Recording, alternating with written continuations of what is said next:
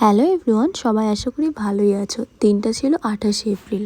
তো 28শে এপ্রিলের বেশ কিছুদিন আগের থেকেই আমাদের বাড়িতে বিয়ের তোড়জোড় শুরু হয়ে যায়। হ্যাঁ, বিয়ের তোড়জোড়। বিয়েটা ছিল আমার ছোটো বোনের, আমার জেঠুর মেয়ের। তো সেটাই এখানে দেখাচ্ছি যে দেখো আমরা কার্ডে তেল সিঁদুর হলুদ এসব লাগিয়েছি। লাগানোর পর বিয়ের আগের দিন সব জায়গা থেকে খাওয়া দাওয়া শেষে আমাদের বাড়িতে ছোট্ট করে একটু আইবুড়ো ভাত দিলাম। সেই দিনই আবার ছিল মেহেন্দি। তো বিয়েটা হঠাৎ করেই ঠিক হয়, কারণ আমার জেঠু ভীষণ অসুস্থ।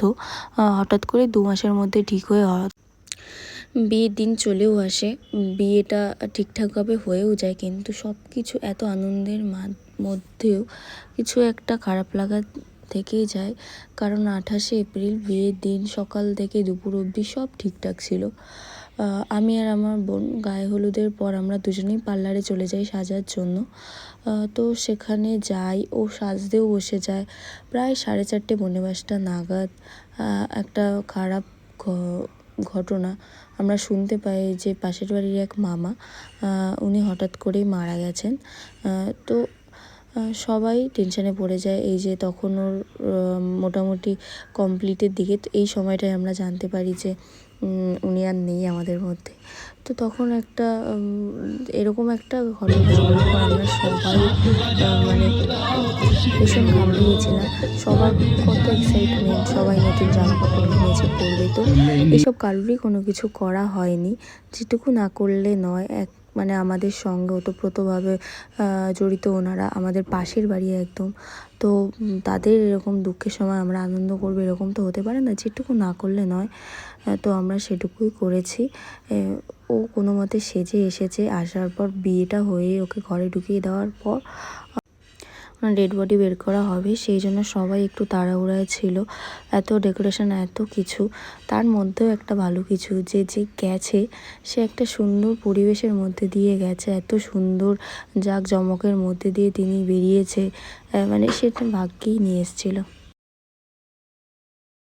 যাই হোক, এগুলো কিছুই আমাদের হাতে নেই, সব কিছুই ভগবানের উপর। জন্ম মৃত্যু বিয়ে সব কিছুই ভগবানের উপর, তার ইচ্ছেতেই সব কিছু হবে। তো যিনি মারা গেছে তার জন্য আমরা সবাই একটাই কথা বলতে পারি, তার আত্মার যেন শান্তি কামনা করতে পারি। এত কিছুর মধ্যে আমরা কোনো কিছুই করতে পারিনি। ছোট ছোট কিছু ভিডিও ক্লিপ আছে, সেগুলো আমি জয়েন করে দিয়েছি। এইটুকু, আর কিচ্ছু করতে পারিনি।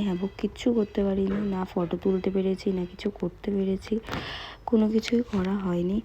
তার মধ্যেও আমার বোনের নতুন জীবনের জন্য সবাই একটু ভগবানের কাছে প্রার্থনা করো, ওদের মন ভরে আশীর্বাদ করো।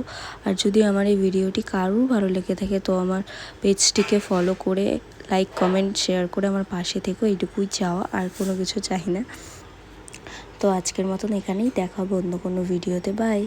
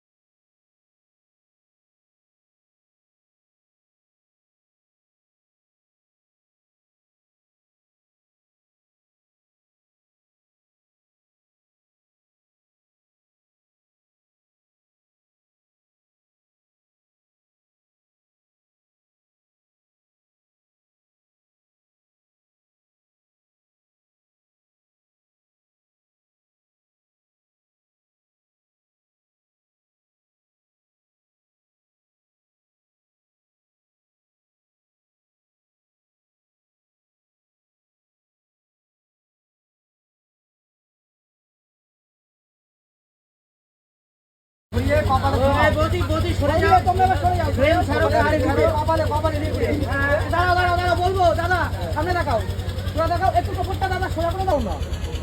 হ্যাঁ ব্যাস ওকে বলবো। হ্যাঁ দাদা কম না দাদা, এক সেকেন্ড দাদা যাবো রেডি তুলে দাও। কি বলো নদীগঞ্জ মোমো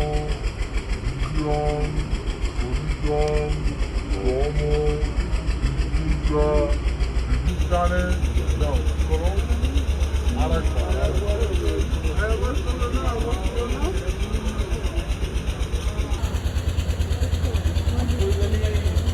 এই দাদা একটু মানে জায়গাটা দাও একটু আবার ভালো তুমি দেখে নাও না, তুমি দেখে নাও, শুধু সিঁদুর টানার সময় দেখবে না, যখন দেবে তুমি টানবে তখন উনি দেখবে। দাঁড়া একটা সেকেন্ড, দেখছো তো কেন দাও কেন না বলো দধিয়াম দধিয়াম মম দধিয়াম দধিয়াম দম দোকানদারের শঙ্খ বাজার